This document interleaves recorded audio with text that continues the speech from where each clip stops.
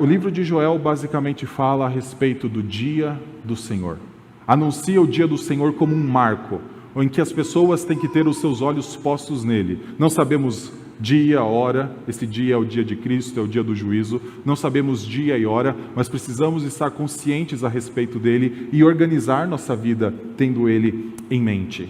E esse dia, que é chamado de grande e terrível, mesmo nessa grande mensagem de misericórdia, graça, de restauração, ele continua sendo anunciado. Versículo 30, mostrarei prodígios no céu e na terra, sangue, fogo e colunas de fumaça. O sol se transformará em trevas e a lua em sangue, antes que venha o grande e terrível dia do Senhor. E essa mensagem continua a ser repetida, o grande e terrível dia do Senhor. Isso fica por um alerta para aqueles que não são povo de Deus. Lá o Senhor estava anunciando para Judá: é possível que no dia final vocês não sejam contados entre o povo de Deus, mas entre os inimigos, e o Senhor se torne o inimigo. Mas continua essa mensagem. E a forma de nós não sermos contados entre os inimigos de Deus é colocada no versículo que muda um pouco até a forma de falar. Nós encontramos até o versículo 31 poesia, exaltando a restauração, exaltando os sentimentos de alegria, dizendo para não temermos. Mas no versículo 32 nós temos uma narrativa que nos aponta alguns fatos. E o fato é: para não ser encontrado como um inimigo de Deus, mas sim como povo, é necessário invocar o nome do Senhor. Todo aquele que invocar o nome do Senhor será salvo.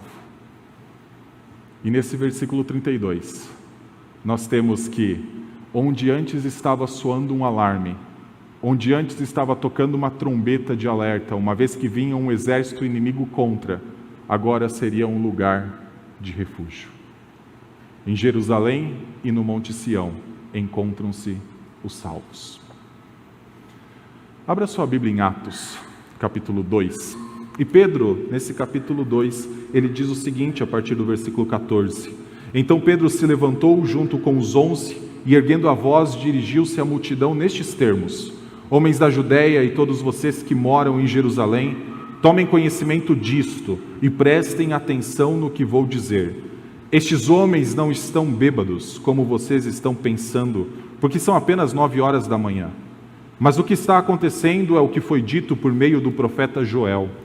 E acontecerá nos últimos dias, diz Deus, que derramarei o meu espírito sobre toda a humanidade.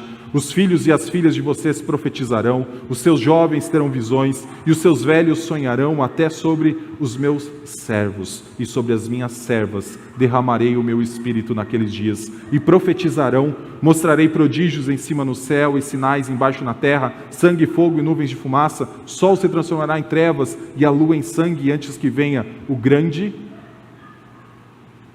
E mudou. E glorioso dia do Senhor.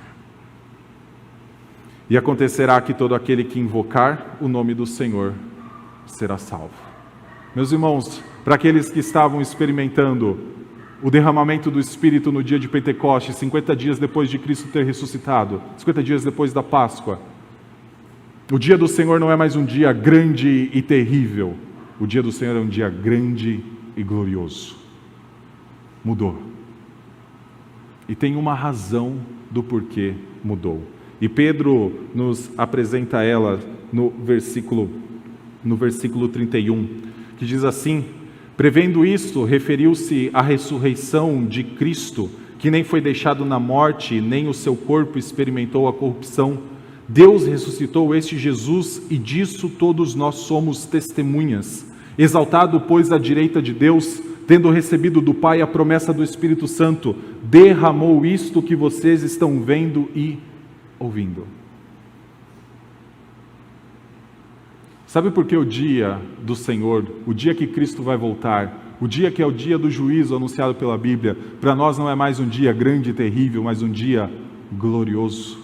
Mas um dia de alegria. Por isso nós não vivemos agora com temor, mas nós nos alegramos, nós exultamos com tudo aquilo que o Senhor tem nos dado. Porque a promessa de Joel, capítulo 2, versículo 28 até o versículo 31, tem a ver com Cristo. Ele recebeu essa promessa de Deus Pai.